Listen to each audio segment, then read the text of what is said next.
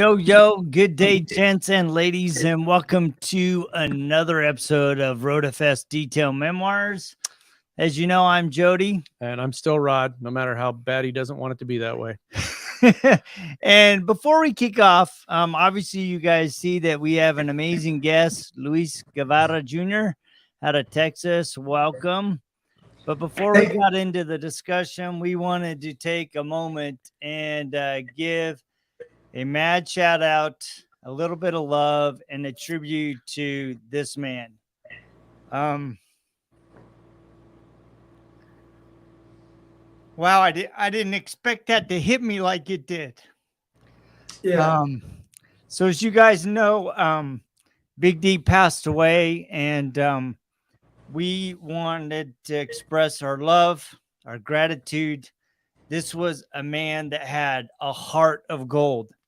He had a heart for people. He had a heart for the industry, and his vision in the creation of Southern Detailers Conference and trying to figure out a way to have a conference where people could get their hands on tools and actually have experience was revolutionary. And Rod and I saw his vision. We were happy to support it, but most importantly, and I am extremely humbled to call him my friend.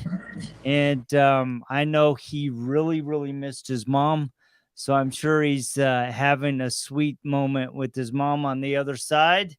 And so I just wanted to express my love. Yeah, and I think, Jody, you explained exactly Daryl when you first started. Wow, I didn't expect it to affect me that way. I think Daryl affected everybody that he met. He would give you the shirt off of his back or money out of his pocket at any point in time. I know he set up several events and helped support a lot of detailers in the industry and just wanted people to be successful. He gave to his community. He was a massive supporter of the Lexington community, constantly giving events and having things that he could give back to the community. So, I guess my kind of message is in memory of Daryl, is just kind of show that love forward to everybody. And put yourself out there and try to help others to succeed and be what they want to be. Yeah, that's exactly, you're right. You guys are right about Big D. Big D was a person that I get to know by getting the training where I was just trying to level up my skills for my business. And then I get to meet him and spend very good time with him. He came to Beaumont, Texas to basically give us a Onyx training to detailers in the area. And he came to our shop. I got certified with him with the IDA on his shop in Lexington. I get to know him a little bit more. I really see his business side and his hard side. And we all could see that through his social media, where he was always trying to put, firefighters, cops, and kids and car shows and things like that, free car wash to benefits, and always helping the detailer community and his community in Kentucky. So that's a very good thing that we can remember about him. I'm very humbled to spend time with him. He gave me some ideas. We worked together for probably a year, and we went to SEMA show together. It was my first show and SEMA show with him. And I'm going to remember Big D as a great person. I mean, I believe he did. And I know that his heart was just to grow the details community and try to get it to be one and be bonded together. Yeah. So, Big D, we just want to tell you we love you. We're going to miss you. And hopefully you're in a better place, feeling good, feeling loved by your mama. And we just want you to know that we love you and appreciate the impact that you had on our lives and on the industry. So thank you very much. And a shout out to Vicky McFarland and the entire team at Detail X, especially Vicky, because the last 5 weeks, she has done a phenomenal job of continuing to run the shop. So we have to give her much love, much support, because she did an amazing job. Yeah, so, absolutely. So with that said, let's jump in. All in, baby. Ready to go. So you guys saw the fun post that I did of Luis Guevara jumping out of a plane. And it really, my interaction with you, all the conversations that we've had, your story is about taking a big leap of faith, of coming to America, of building a business. And you are a testament of what taking that leap of faith and determination and hard work and getting help can do, not only for your life, but your family's life. So let's talk about how you came to America and how you built your business. Well, I came to America because my country went through a very, very rough time. Especially my parents, they were getting divorced. And it was a lot of things that put all this together. But the only thing that I would say that the best thing that ever happens to me, even though that I love my roots, is just to come to the United States. I feel safe. I feel this is the country of the opportunities. I feel like even though when people think and talk bad about their own country, people that is not born in this country appreciate this more than anybody else. And sometimes we say, man, did you ever been in my country so you can compare your country with mine and understand how good do you live and all the opportunities you have here? So, it's a tough thing to do, but I'm very humble. I'm very grateful. Me and my wife came here in 2005. And I mean, it's almost 20, something years like that. And, everything that happened will just happen for a reason. I never knew that I was going to have my own business. Basically, my status as an immigrant allowed me to get very good jobs. And I was working in the car wash business. I was working in a daily business up till 2 o'clock. And then I was just basically going to a car wash. That's how I got into washing cars. Yep. So when you came here, you were working in the car washes, but I know in talking to you before that you didn't have that skill set. And so what got you to that level where you could take it to that next level? Well, the language was speaking the language was a barrier for me.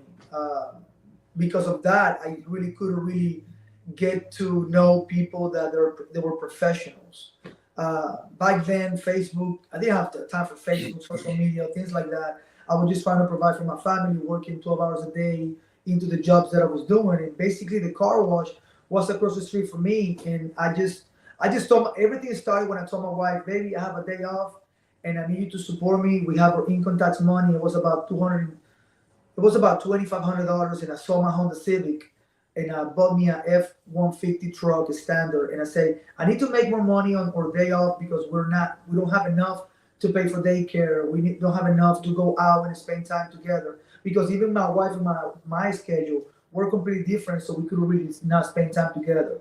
But I was just starting the washing cars basically just to make an extra income on my day off, just doing basic car washes, hand wash, vacuum, clean the windows, door jams, armor tires. That was basically what my job was. Then, when I started my career as a mobile detailer, because I bought me a trailer to do that, then everything started kind of aligning themselves into places where now from not being scheduled in a week to be scheduled a full day. So it was a very, inconsistent, but at the end, it really worked out. Then I started making a bunch of cash, and I didn't know how to manage my money. And when somebody stole my trailer, is when I decided by another mentor to open my first locations where people would come to me.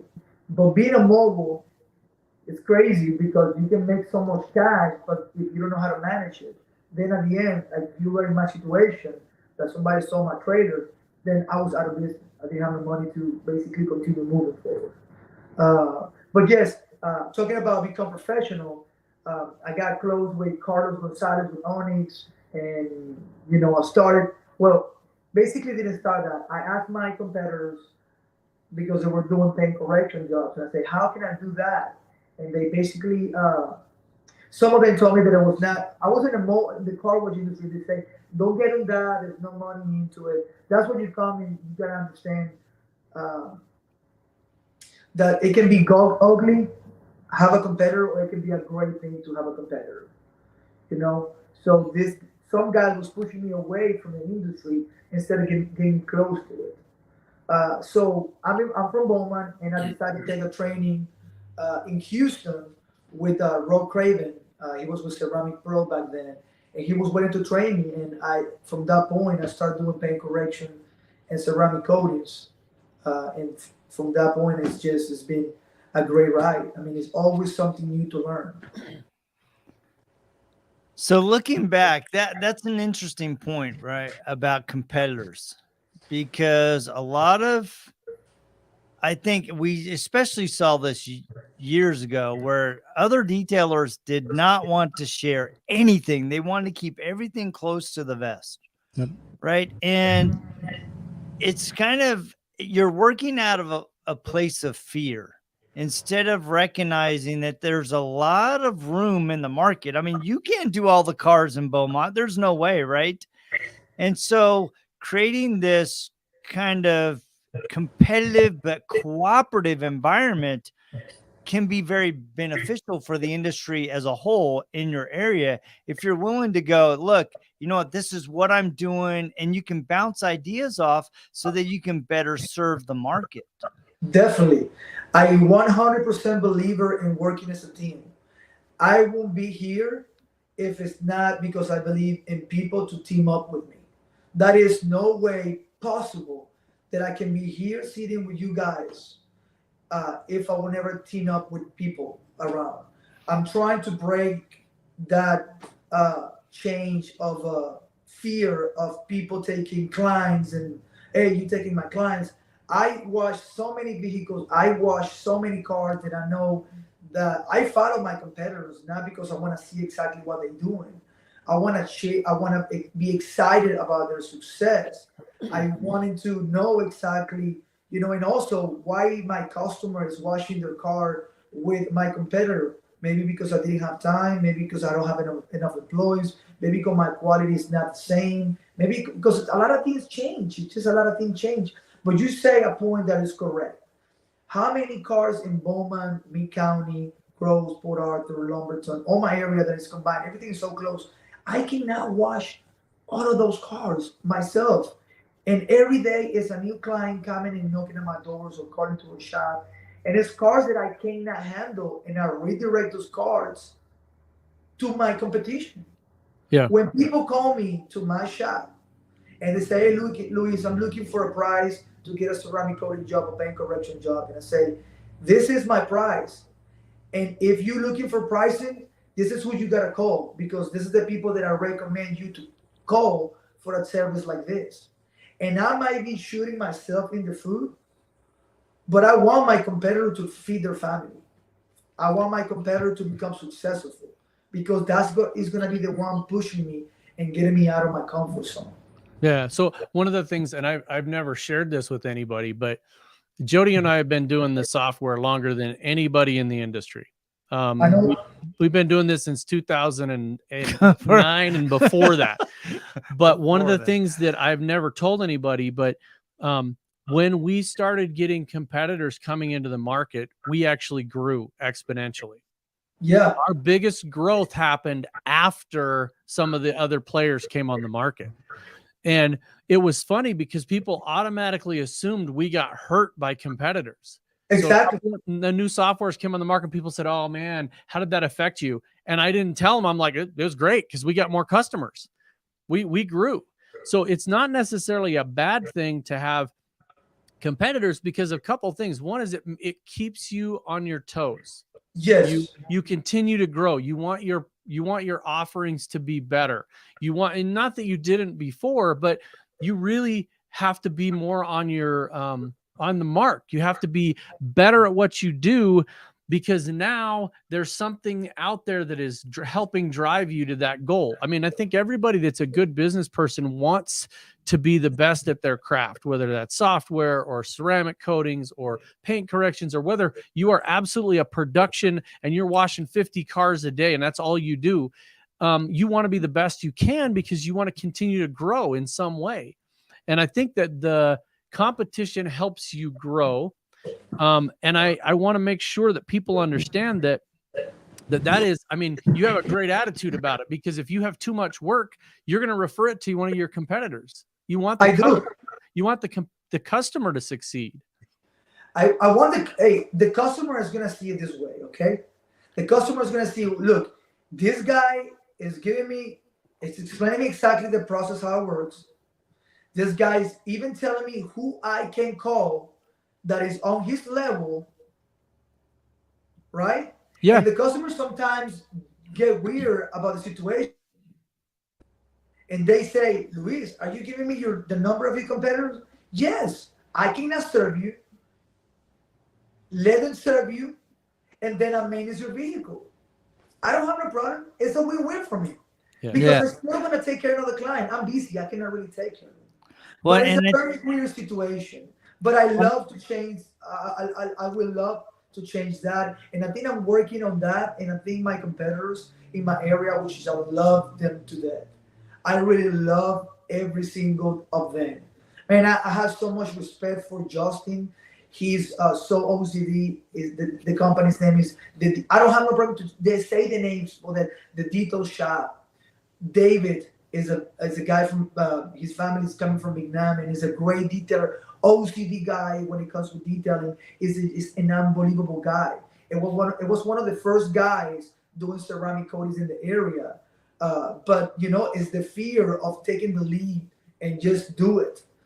We have Elite Auto Shield. We got Glance Auto Salon. Those guys are leaders in the industry, and I respect them so much. I mean, it's so much love. It's just that I really do things, and I say, look, God, I know you will take care of me. I know that you want me to be successful, and I'm just taking the clients that they cannot really take because they don't have the time or they can serve them. Or people, I built a reputation for myself as the car wash guy. That was a big change for me. I was a guy charging $25, $35 for a car wash, and then I jumped into charging $600 for a paint correction job, $2,000 for a ceramic coating. Those customers, they don't use me because they see me as a car wash guy. But then I developed a new market to it. Now I'm controlling. Basically, I will say that I'm the guy who washes more cars by hand than anybody in my area. I'm not bragging. It's just that that's what I do. Nobody wants to wash cars by hand, and I want to keep the classic style of car washing alive. We got 4 locations, and our employees become owners.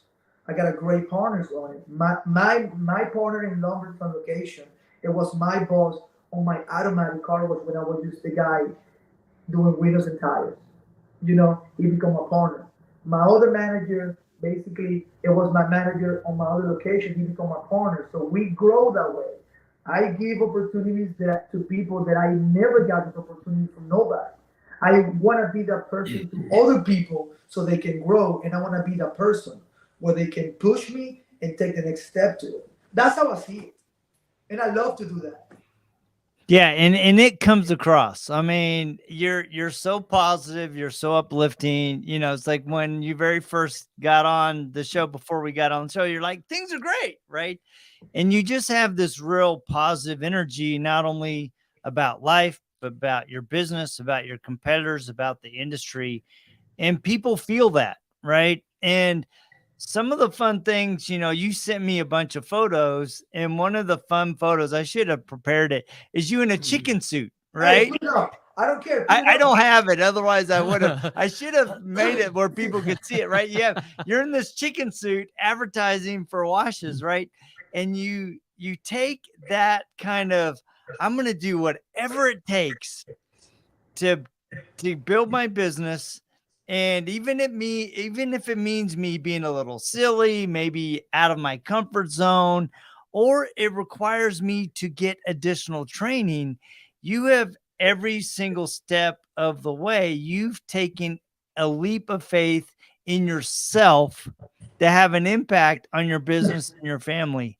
Hey, to wear that suit, it really took me a while to kind of figure it out. How can I personally go that low just for business? But my family, my employees back then, they were needing me to grow the business to the point that, I'm the type of person that I will not make somebody do something if I'm not able to do it myself. Right. If I won't be able, if I don't put that suit on, I will not be able to pay someone to wear the suit because I have to get dirty. I need to do that just for myself. I will not make someone to do something that I don't think it will be. I got the picture here. Let me see. Yeah. It's super fun, man. There it is. Go the other. There you go. Look at that. I love that suit. There you go, baby. Chicken suit. I love the attitude there too. And I think that, as before we got on, you were talking about it. And I want to talk about some of the challenges that you faced as an immigrant coming to the United States. And I appreciate the fact that as an American citizen, I can bitch and moan all day long about this country. But I have to recognize that the reason I'm allowed to do that is because of the sacrifices everybody before me has made to allow me to do that. Yes. And you have to recognize that. I don't care what you're complaining about. I don't care which side of the coin or what the issue is. Somebody before me made the sacrifice and put themselves out there, and a lot of times gave their life so that I could do that. And I think that's one of the greatest things about this country. And I also think it's a really slippery slope if people don't remember that. But you being someone that came into this country and didn't have all those opportunities to start with, what are some of the things that you faced and how have you overcome those? Well, the things that I face is just basically a lot of things, just normal, okay? The hate that, because I speak Spanish, I'm a Mexican, by the way. Well, I'm not Mexican. I'm from Venezuela. That's one of the things. I didn't cross the border. I came here in a plane. And of course, we all get here and identify ourselves as an immigrants, as illegals or whatever. And they can be probably right. They never think, oh, why this person is coming to America? Why people come to America? What is the answer? It's just because we want to damage America? No, because this is the best country in the world. That is the key. That is the reason why. It is bad people. Yes, it is bad people that come to America. But one of the things that I faced the most was just speaking the language. To be able to get a good job or grow your business, you got to be able to answer a phone when somebody asks you, hey, what are your prices are? If you don't know how to answer that question, the customer is not going to believe in you. So the way how I learned English was because I was working in a restaurant and I decided to learn every day a new word. New word. What is the new word? Well, if I'm making hamburgers, because that was my first job, well, how do you call tomato? Tomate. Every day I learned that word because it's not just making when you have the screen and you're making these burgers. It's easy to make a hamburger or cheeseburger. But if you don't want tomato, what about if you don't want onions? So you're making hamburgers, but you don't want onions and you make onions out of it. So I messed up so many orders that I have to make a paycheck. And at the same time, I have to learn the language. So that's how I trained myself to speak English. I never went to school for it. It was just basically street talking. I started with the bad words, like anybody else. And sometimes those bad words came out not with a meaning. It's just because it's something repetitive that we just think sounds nice, but it's a bad word. But that's one of them. Then try to become legal after you come and change status for a tourist to a student or maybe a resident in the legal resident in the United States. Those are challenges that are closed that you cannot really open. Things that you cannot really talk is about religion, politics, and sometimes now it's even hard to talk about pen correction and if it's good or not. now the fight is, if you do, okay, how do you sell ceramic coating? Well, people say, well, if you don't pay, the way how I was trained is you do not ceramic coat a vehicle if the car is not paint corrected. I don't know if it's just a way how you know that you're doing something right, and now it's just becoming where, well, why you cannot really That is a very big fight against you. So Oh now yeah. it's politics, religion, and now should you paint correct a car before you put ceramic or not? Yeah, exactly. If you say so and you go against somebody's belief, then you become their enemy. Well, no, you have your point of view. I have a point of view. I mean, I do something here that nobody likes to, most people don't understand. We do the Xcode. Xcode is a great tool. Do every single car is needed or you have to use it on every single car? No. It is a tool on my toolbox. I Yep. use it when I need it. Do I need to charge somebody two-step and correction when it only needs one? No, that's when you can become a detailer and a reputation. And it's not about always the dollar sign. The dollar sign matter because I want to have a financial freedom. But when you're honest, honesty is going to take you to the next level. Even when you think you lose, you can make. Yeah. I'm telling you. Yeah, absolutely. And I think that is a very unique thing. And I think that's every industry, but in ours, for instance, as soon as you started saying what can't you say, I was thinking of like microfiber pad versus a wool pad, and just different. Everybody's got a different way to do it. And I think the thing is you have a full toolbox and whatever works, right? You may have a black Honda Accord that's got an aluminum hood, and what you use on that is totally different than what you use on a black Toyota with single stage paint. And so Correct. everybody has a different tool. And I think the greatest part about that in this industry is that we keep coming up with these innovations that make it easier, regardless of what the tool is. And you know what? I want to tell you something. I become a professional about 3 years ago. I was literally a street wash car wash. I was charging $350 for a clay bar, and I was just waxing instead of do paint correction. So it takes a lot to take responsibility for something you were doing wrong. Now we don't offer a clay bar if we don't do the paint correction because we're damaging those cars. And it's about making $350 or $600, but I'd rather just get a great reputation. It's not just about making the money.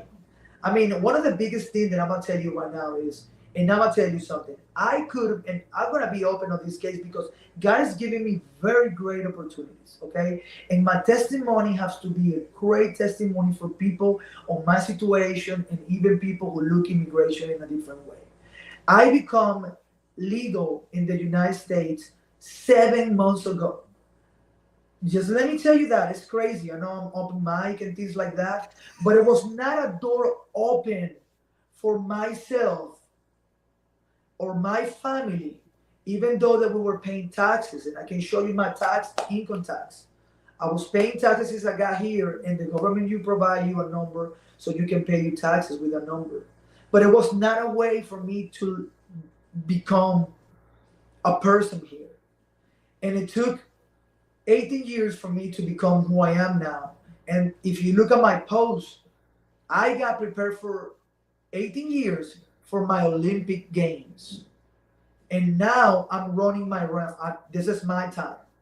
And I need to show people that everything can be possible as long as you do it legal. Because you know what? I did everything legal, but I paid consequences of things that I did that I didn't know just for my safety. Because that's the reason why I'm in America. I'm here just because we were persecuted. Right. You don't want to go back to your country where you know you're going to be killed. And I ask anybody, would you do that? And they say, well, why you come to America instead? If I'm going to go to a place, I'm going to go to the best. Right. So to become illegal, I could have break the law and I could have make a big lie. My lawyer told me, hey, if you say this, this, and this, you can become legal in whatever time. And we're talking about 10 years ago. I told him, if I do that, God has been taking care of me all these years.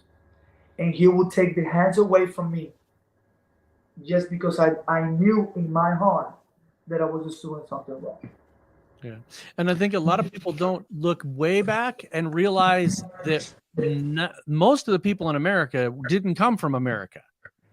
Right? I did not. I was born here. My parents were born here, but my grandfather was a first generation from Germany, and my other grandfather was from England. Is that cool? Yeah, and they all came here for the same reasons. I mean, well, actually, we were kicked out of England, but that's a totally different That's story. a different story. But they came here for the same reasons, for the same opportunities, and I think people need to reflect on that. Unless you're a Native American, you are not from this country. Everyone came from somewhere else. Yes.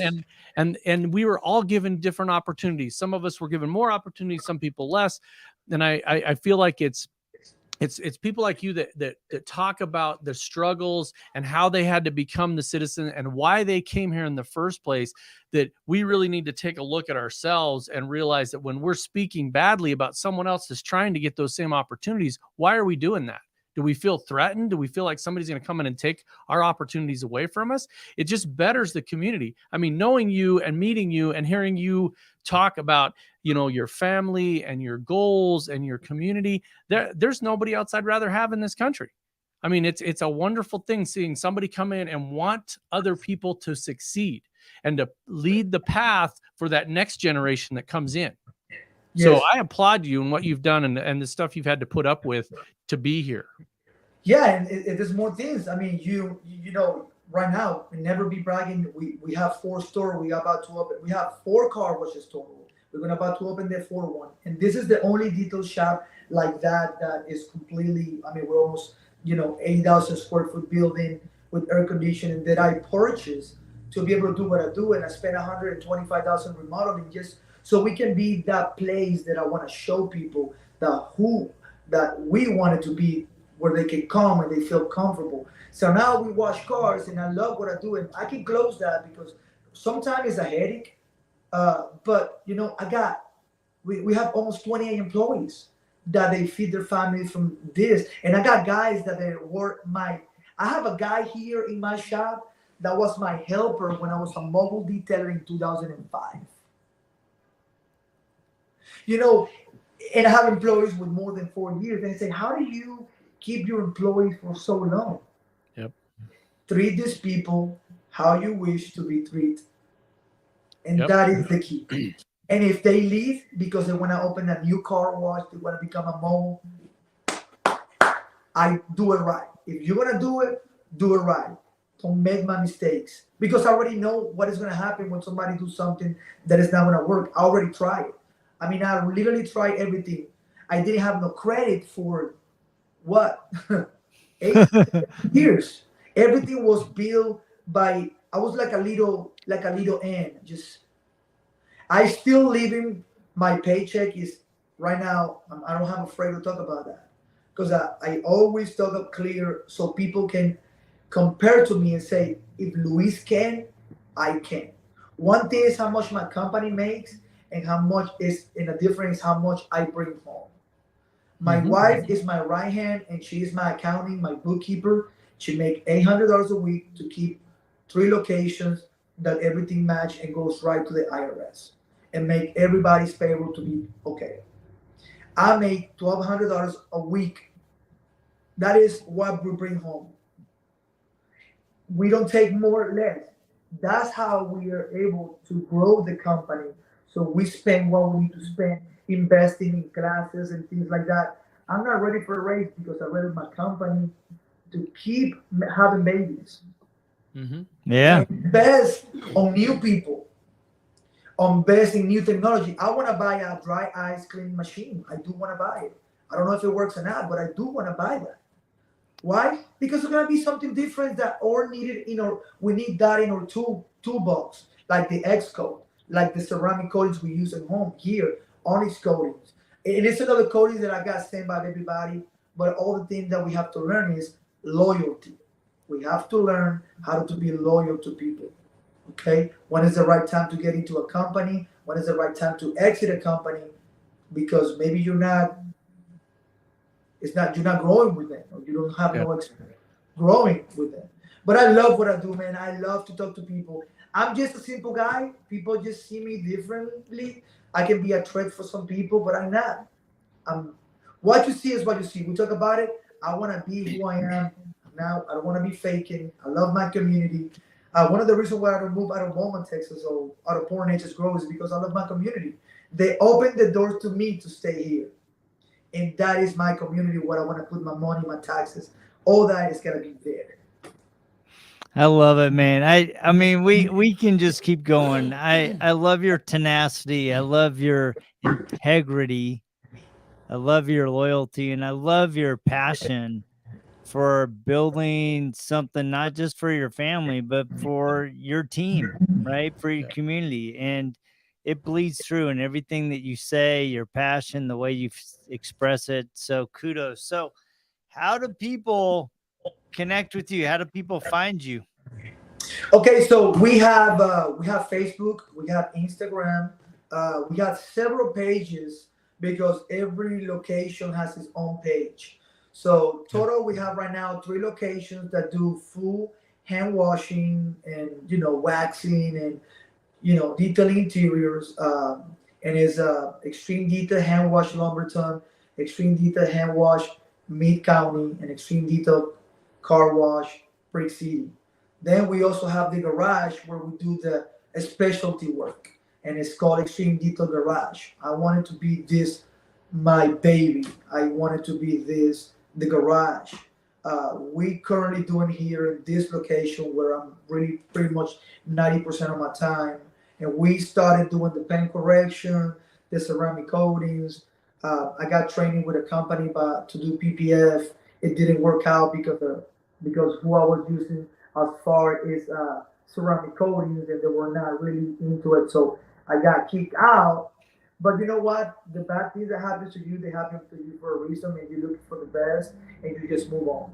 Now I'm using some tech as far as PPF. They are really doing good with me. I'm doing well with the product. Uh, I want to start doing wrap. I want to do change color wrapping. I do have somebody now here in house that is doing a little bit of mechanical work, just because I want to help him how to grow, and I'm going to use my facility to kick him, get him fired, and then just move him to another place. So yeah, Instagram, Facebook is where we at pretty much. Um, I start making video. I have 49,000 videos in my cell phone that I gotta make, put it together. But I don't have the time sometimes to sit down. But I use a lot of history. I put a lot of what we do. I will never be also intent to be that I'm the best one, and I will never say that I'm the best one. But I will tell you that I'm here when most people is closed. I open from 8 to 6 every day, even when it's raining, because when you think nobody's gonna come, that day people will come. Yeah. Yep, ain't that the truth, man? And then that's the biggest problem with a lot of people. They close when they think that it's raining, but when it's raining, people is have the day off. And that day you're gonna have somebody that is gonna pay for your day. And I promise you, it works. I'm having a schedule. I always wear my uniform. I always use my black pants. I always try to look clean. I have the standards in my culture. I try to build a culture in my business where it is a standard for everything we do. So we open at 8 in the morning. We close at 6 o'clock in the afternoon, or maybe after if we still got cards. But we never close. The earliest we close is 5 o'clock. Even though when it rains, I still open. Somebody's gonna need or spill milk inside the car, and that's gonna pay for the employees' day. And it's, yeah, you think that you're not making money, but you're building your reputation because whatever something happened, they're gonna say, "Well, Extreme Detail is open 8 to 6, rain or shine." That's Yep. awesome, man. Absolutely. Well, thank you so much for being our guest. It has been a fresh air conversation, a breath of fresh air. I mean, it's just so fun to visit with you. We love your energy. We love your passion. Guys, if you don't know Luis, please go out, connect with him. Thank you again for being our guest. Yeah, and hopefully we see you at MTE in January. Yep. I'd be there. I will never miss any trade show in my life because I already got introduced to them. It's so much, it's so fun, and that is the best money that I'll be honest, last trade show, I didn't have finances to go because I was doing something here.